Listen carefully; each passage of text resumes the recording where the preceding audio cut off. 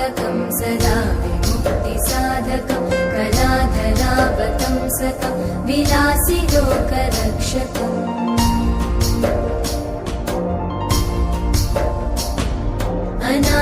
अनायकैकनायकं विनाशिते भदैत्यकं नताशुभाशुनाशकं नमामि तं विनायकम्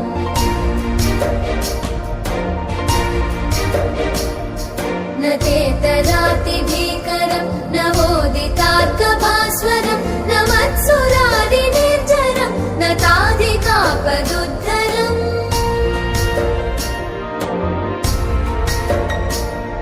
सुरेश्वरं निधीश्वरं गजेश्वरं गणेश्वरं महेश्वरं तमाश्रये परात्परं निरन्तरम्